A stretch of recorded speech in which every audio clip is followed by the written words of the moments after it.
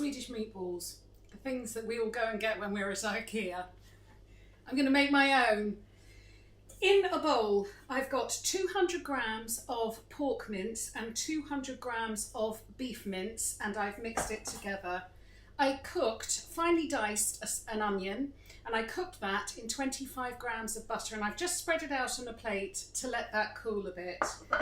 In here, I've got 50 grams of fresh breadcrumbs, not panko.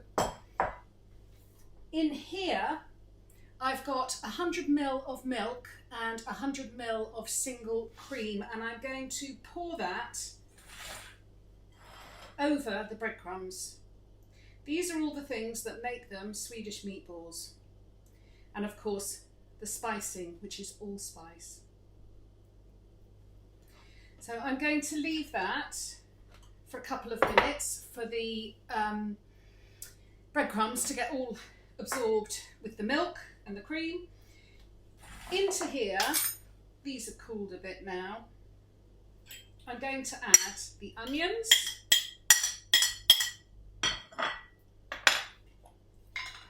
half a teaspoon of allspice, a good pinch of salt. Remember, you've got 400 grams of meat, so it does need to be seasoned. And a really good grind of black pepper. I've got 1 egg beaten. Now, if you want it to not be quite as fattening, you could use just all milk rather than the cream and milk mix. But I want the cream. They're going in. Hands are going in. And we're going to start mixing this. I love meatballs. I love any kind of meatball. You can find more meatball recipes either on YouTube, or if you scroll through Instagram, you'll come across them. My big fat juicy beef balls, my chicken balls, lamb balls. I love to ball everything. You want to mix it quite lightly. I'm only saying that because all of my meatballs, I try and give it a light touch. You don't want to sort of compress everything, because that will give you a lighter ball. Sorry. Oh my, sorry. No, I can't. I'll have to. I can't even say what I'm thinking. About playing with balls. Okay, it's enough of that. Let's form them into balls. You want them sort of walnut size, so I find my little tablespoon measure is good. I want big balls. Nice little ones.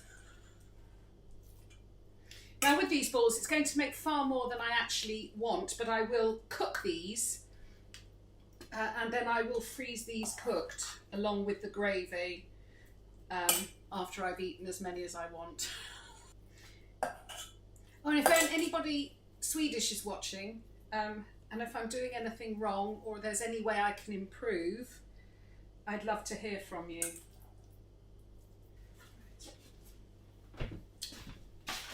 So that quantity has made 25. I'm going to pop those in the fridge until I'm ready to cook them. I also think it will help them to sort of dry out a bit, which means you'll get a lovely crust.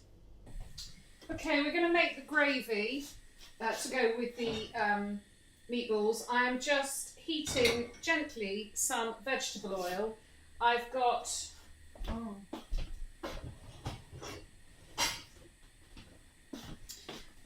one small onion going in, either a medium carrot, or this is this is 1 medium carrot chopped, and 1 stick of celery, pinch of salt, and fry those. Right, so normally you would fry your meatballs in butter, and this is not particularly Swedish, but I love to use ghee because ghee doesn't burn. So I am melting some ghee, about 25 grams, in my frying pan. I buy this online. It's £18 for this big tub. It keeps for ages. And it's made as, yeah, it's fantastic. Ampersand. You might want to do your meatballs, well, you probably will need to do your meatballs in batches. So I'm just waiting until this starts bubbling. And I'm going to put my meatballs in. And I want to absolutely brown them all over.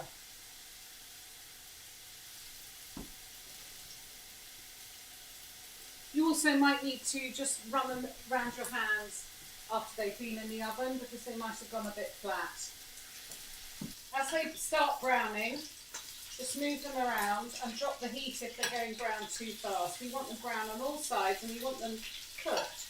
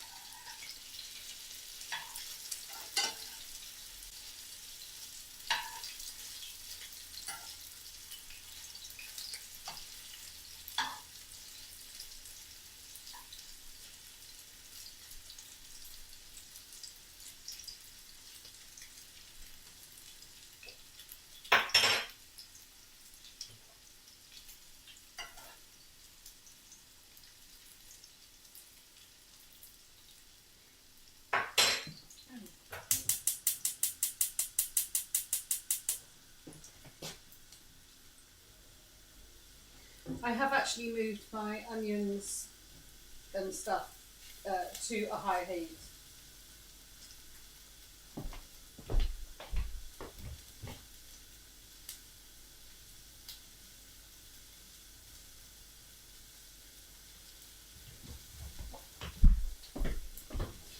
I've got 250 ml of chicken stock and I am going to pour that over. And I want that to simmer and reduce by half. You can't rush a good gravy. So cooking your meatballs and cooking your gravy is going to take about another 30 minutes. I will come back in as we finish doing the gravy and I'm going to obviously get a second batch of meatballs done. This is a dish where I wouldn't freeze the meatballs raw, I would cook them and freeze them with some gravy. So this is reduced by half. I'm just going to pour it off and strain out the carrots and celery, etc. Scrape the pan clean because we're going to use the pan again. So I've poured it through a fine sieve into a jug. Press it, get every last drop.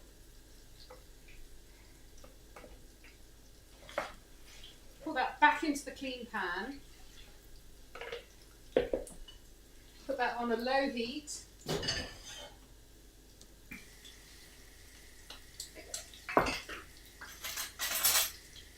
I'm now going to add a tablespoon of red currant jelly. In my case, I'm using hedgerow jelly because that's what I've got. And I'm going to mix that in. And I just want that to melt. I'm also going to add a little pinch of allspice, some salt,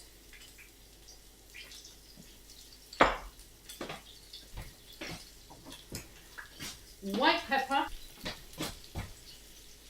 I'm now going to add about 150 ml of double cream and cook that until the sauce starts thickening. Double cream is a magic thickener.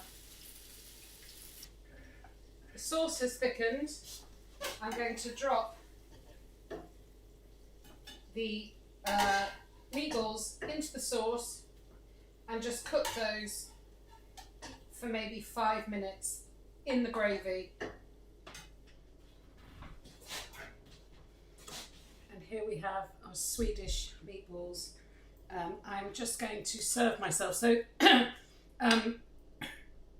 Swedish meatballs would normally be served with some sort of very simple boiled potato, but I don't want boiled potato. I'm going to have 6. This is greedy. And lots of sauce. I don't want boiled potato, and what I actually have is I've got a packet of this rice stuff that you just put in the microwave, long grain rice. I'm just going to cook that for 2 minutes and put it in with my Swedish meatballs and scatter with just a little bit of parsley. And there we have it, Swedish meatballs. I can't wait. Oh, I love cooking.